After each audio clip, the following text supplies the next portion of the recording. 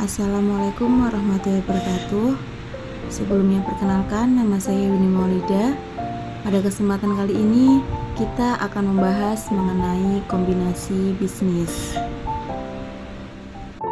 Lalu apa yang akan kita bahas? Di sini kita akan membahas kombinasi bisnis menurut PSAK 22. Kombinasi bisnis yaitu penyatuan dua atau lebih perusahaan yang terpisah menjadi satu entitas ekonomi. Lalu, bagaimana untuk penggabungan usahanya? Oke, mari kita bahas di slide berikutnya. Bentuk penggabungan usaha dari segi sifatnya yaitu ada tiga. Yang pertama yaitu penggabungan horizontal yang merupakan penggabungan perusahaan dengan lini yang sama atau pasar yang sama. Penggabungan ini bertujuan untuk menghindari persaingan dan meningkatkan efisiensi usaha.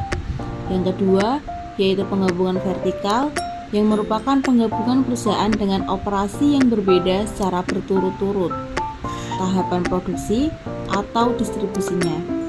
Dan yang terakhir yaitu penggabungan konglomerasi, penggabungan perusahaan dengan produk atau jasa yang tidak berhubungan dengan tujuan untuk memperluas usaha. Berikutnya dari segi hukum, yang pertama yaitu merger, yaitu satu perusahaan mengambil alih aset milik perusahaan lain. Yang kedua yaitu konsolidasi, yaitu membuat perusahaan baru. Yang ketiga yaitu akuisisi saham dengan cara membeli saham perusahaan lain. Pada merger terdapat perusahaan A, B, dan C, di mana perusahaan A mengambil alih aset milik perusahaan lain yaitu perusahaan B dan C. Untuk konsolidasi terdapat perusahaan A, B, dan C, di mana mereka membentuk perusahaan baru yaitu perusahaan D.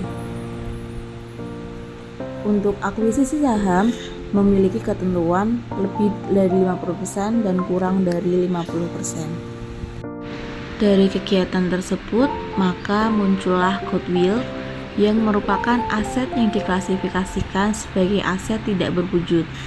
Goodwill muncul ketika suatu entitas mengakuisisi entitas lain. Goodwill akan muncul apabila harga perolehan dari entitas yang diakuisisi lebih tinggi dibandingkan nilai wajar entitas yang diakuisisi. Pihak pengakuisisi bersedia membayar lebih mahal karena memandang ada nilai lebih yang akan dihasilkan oleh entitas yang diakuisisi melebihi nilai wajarnya. Kelebihan ini mungkin disebabkan karena jaringan pemasaran, teknologi, keandalan SDM, dan lain sebagainya. Lebih spesifik lagi, nilai goodwill dapat dihitung melalui imbalan yang dialihkan ditambah dengan kepentingan ekuitas yang sebelumnya dimiliki oleh pihak pengakuisisi ditambah dengan kepentingan non-pengendali pada pihak yang diakuisisi, kemudian dikurangi dengan aset teridentifikasi yang diperoleh dan liabilitas yang diambil alih. Kemudian langsung aja pada contoh soal nomor 1. Di sini ada PT Jaya Makmur pada tanggal 1 Agustus 2021 mengakuisisi aset bersih PT Angkasa dengan harga akuisisi 25 miliar. Dalam akuisisi tersebut, PT Jaya Makmur membayar tunai kepada pemegang saham PT Angkasa sebesar 200 juta dan sisanya dengan menerbitkan saham sebanyak 1 juta lembar dengan nilai nominal 1.000. Saham PT Jaya Makmur tidak diperjualbelikan di pasar modal sehingga tidak memiliki nilai wajar. Nilai wajar aset bersih PT Angkasa 20 miliar.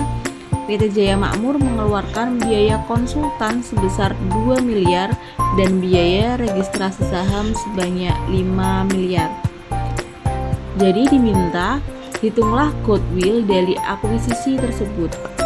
Jadi seperti yang udah kita bahas sebelumnya, nilai goodwill muncul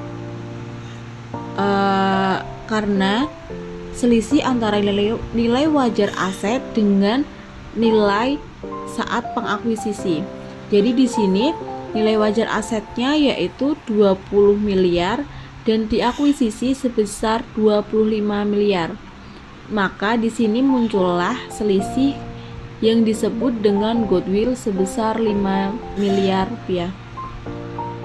Jadi di sini pihak pengakuisisi mau membayar lebih tinggi dari nilai wajarnya karena mungkin si perusahaan yang diakuisisi memiliki kelebihan. Mungkin karena karyawannya yang memiliki kompeten yang tinggi, atau mungkin teknologi atau jaringan pemasarannya udah bagus.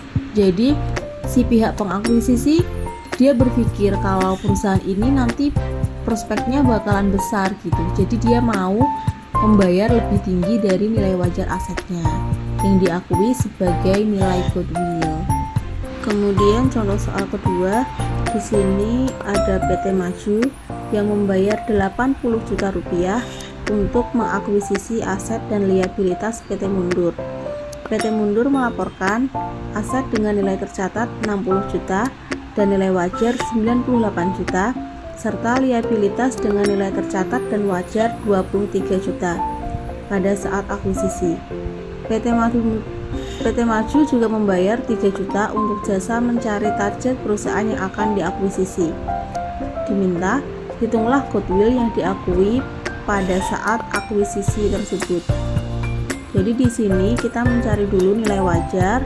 Nilai wajar itu dari nilai aset dikurangi dengan nilai liabilitasnya sehingga didapat nilai wajarnya 75 juta rupiah dan diakuisisinya sebesar 80 juta rupiah.